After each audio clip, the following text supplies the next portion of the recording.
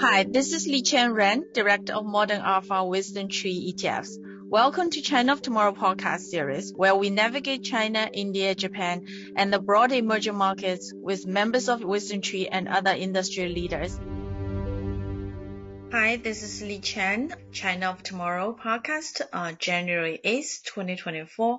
Happy New Year. Today, I'm going to quickly touch on my 2024 China outlook and also on Taiwan election, which is coming up this weekend. I'm going to make a prediction. We'll see how good this prediction is. But this is probably my first time paying attention, from around like kind of a much more involved looking at the local news. But interestingly, for many many Chinese Americans or Chinese living in mainland that I from their social media posts or private chats, actually the interest in Taiwan's election this time was unusually quiet, and I think it's also understandable. Like from mainland typical person's point of view, probably they realize that there's very little they could exert influence, and also this time China's economy is going through a tough period, so the interest in what's happening outside mainland is naturally lower. And I think for typical mainland right now, Taiwanese people have their own things to sort it out. So I think at this point, many mainland people probably, again, this is anecdotal, probably feels that there's really, not much extra can do. So it will be just interesting to observe what's going to happen. So first, quickly, China in 2024.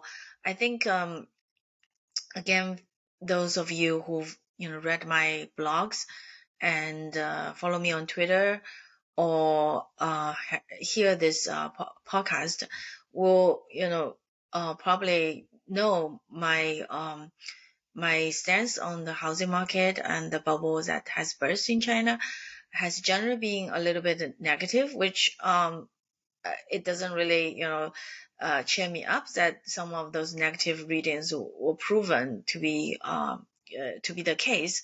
But I think at this point, being honest is very important for me to give my honest opinion. And for China 2024, I think again, I think the challenges remain. Some of the people are already calling the housing bottom up, or central bank will ease.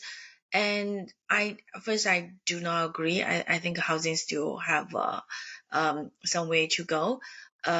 And in terms of PBOC, it is true it will be on the easy mode, but that's different from the kind of easing typical person will see in the U.S.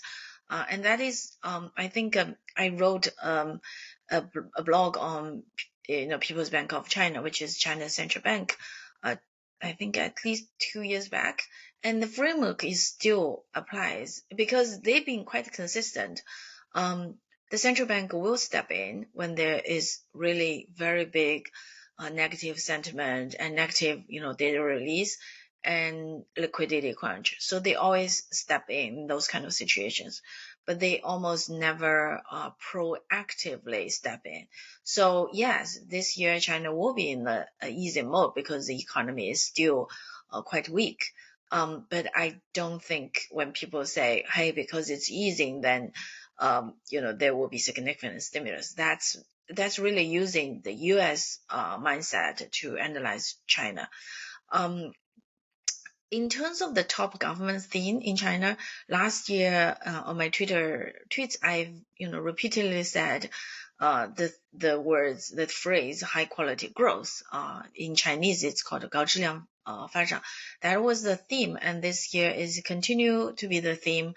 I think that theme, and in one of my blog, and I laid out before, this theme means China is hoping and also is making up the mind to transition the economy away from real estate and toward technological upgrades. mainly because it's in a tech competition with the U.S. Now, whether this will be successful or not, I think will remain to be seen. Actually, in that area, the chance of success might be a little bit higher than a typical negative sentiment. But right now, I think the main sentiment is that the economy is still weak and people are a little bit disappointed in China not stimulating, which I also laid out in the blog, that there are reasons that, the government didn't want to stimulate. First, China's already have a pretty high leverage. Second, I think the government sees the high housing price as detrimental to young people having kids. So it's unlikely to go.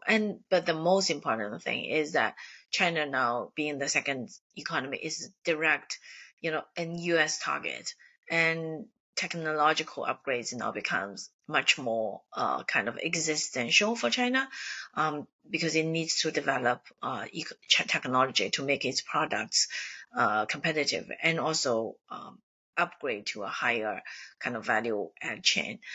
So you will see significant investment across new energy, AI, biotech, high-end manufacturing, and continued suppression. I wouldn't say, kind of a suppression by choice, but continued not supporting housing market or gaming industry. I think in the gaming industry, we for those who follow China very clearly, the government put in quite some negative policy constraints on how gamers payment, like not using targeted marketing to gamers to get gamers addicted. And the market, obviously was very inactive because the government, I think last year there was a lot of people who were saying that, the the kind of government regulations are coming to the end, which again, I've never believed that narrative. The regulations are slightly less, but definitely not coming to the end. I think China will continue to regulate pretty strongly on the virtual economy, and also at the same time promote so-called manufacturing economy. Um, Again, some foreign policy, I think the U.S. China relationship is continue going to, be in a very, very cool status. U.S. will continue to decouple and reduce China exposure. So we should expect many pension funds, particularly, the states where it's a little bit more Republican leaning states, to do this earlier to so in terms of China exposure in the typical emerging market portfolio, it really depends on the strategy. You can range from like 30%. If you, for some of the FTSE index, they put South Korea in the developed market. China's exposure or India's exposure can be 20%. China can be 30%. In the typical MSCI index, China's exposure can be 25%. In Western Trees indexes, it ranges really, from 20% to slightly higher than 20%. And we also have active strategy like emerging market multi-factor strategy, which now has we've actively have a lower China weight right now. So I think when you invest in the emerging market portfolio, you really need to check, because the range of China exposure in the typical product can be very, can have 10 or 20% difference across, even though all of them are still considered index funds. And similar for India in a, small cap, dividend weighted strategies, India can be, similar weight, like 10%, as in China. But in a different cap weighted, India can be 18% or 20%. So again, for emerging market, these regions are big regions, and depends on the strategy. A value-oriented strategy can have very different China weight versus a growth-oriented strategy. So on that, quickly touching on the Taiwan election, we've done an episode before. I think the general framework is still similar, that the top two parties are in a very heated race. In Taiwan, they don't allow polling 10 days before the election. So right now, you can kind of say you're flying blind in terms of, who is leading now. But I think most of the data will show that the current party, even though it's, immersed in very corruption charges, but the DPP party is considered itself closer to US, and the KMT party is closer to mainland. So I think most of the polls before the 10-day deadline were showing the DPP leading by 3%. And in some of the prediction market, they are predicting about 75% win for the DPP. Now here, I'm going to make even though the election is on Saturday and today's Monday, so in Taiwan, lots of things can happen, particularly what the third party is going to do, and whether the richest guy, Terrico of Foxconn, which was the Apple supplier, he may come out and actively campaign for the KMT. We don't know. So this episode will be released on Thursday, so we probably will know some of this by then. But again, I'm gonna make a kind of long odds call that I think KMT party has a chance to win. Even though I know it's a long odds, all the prediction market is predicting, 60-70% DPP win. But if you thinking about, I think after 8 years of a DPP party, their governance has really, made it many Taiwanese unsatisfied, particularly so much of the corruption cases. And the typical card they play is they're charging KMT too close to China, but a lot of their own politicians have, been exposed to have quite mainland connections. So again, this is I think that's the thing. I don't know enough people in Taiwan to get a good read on the mood, but I think the sentiment, at least from all the polls, which suggest 60% of people really want the party to go. But unfortunately, Taiwan has three parties, so people couldn't agree like who should replace them. Is the KMT party, which has traditionally been, if you think about it, it's more pro-business, more willing to engage, generally engage with mainland. Or the third party is something which was new, very focused on the party founder, the one person. I don't think they have much chance to win. But again, people, there are at least 15% of the people who are very passionate about the third party.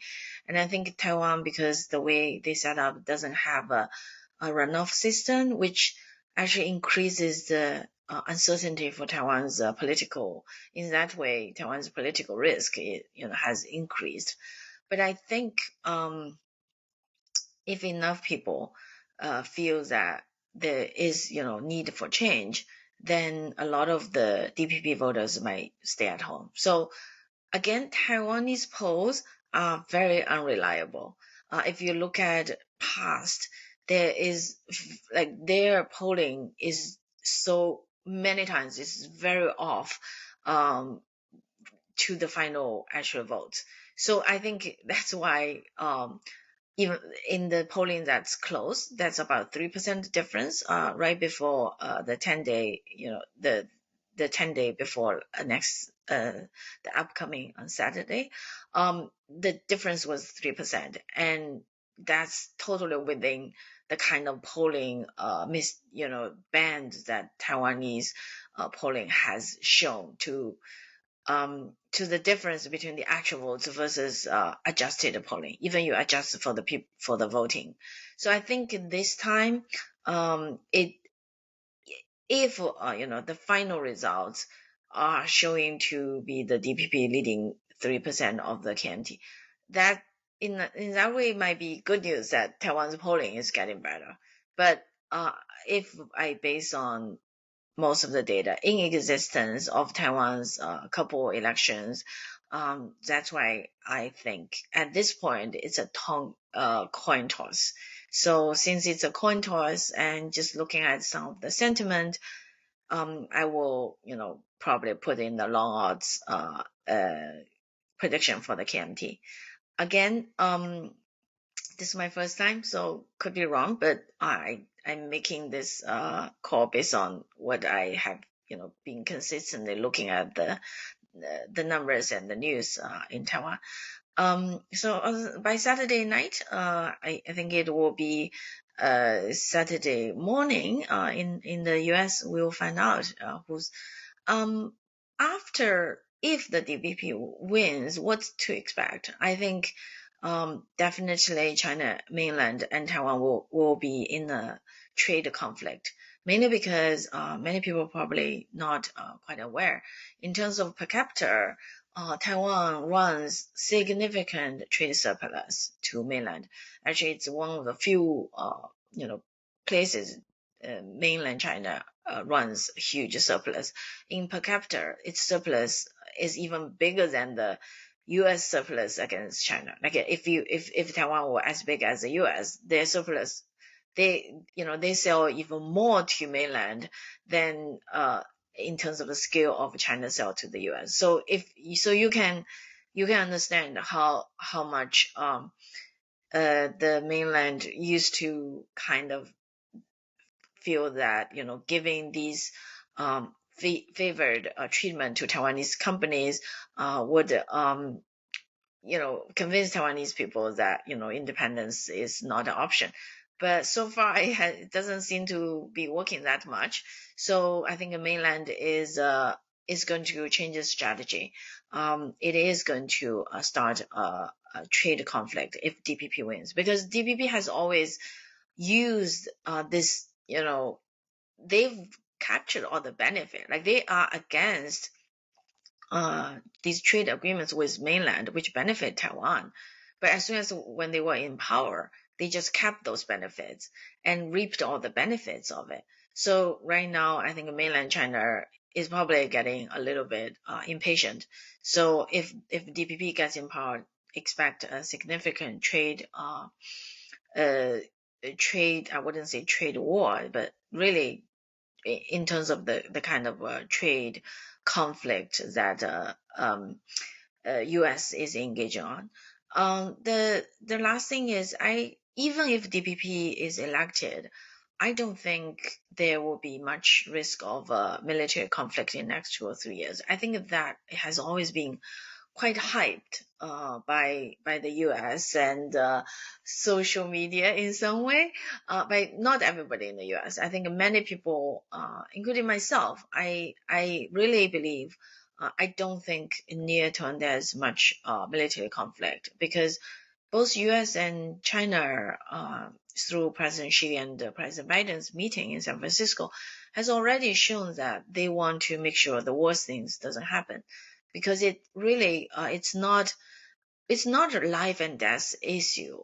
There are still many things that can be worked out, and Taiwanese politicians, so far, even though they have the control of all the political power last 4 years, they have not moved toward formal declaration of independence. So I think in some way you have to give credit to all three parties, that people still want to work out a peaceful resolution, and reduce the risk, because it's not good for any region economically.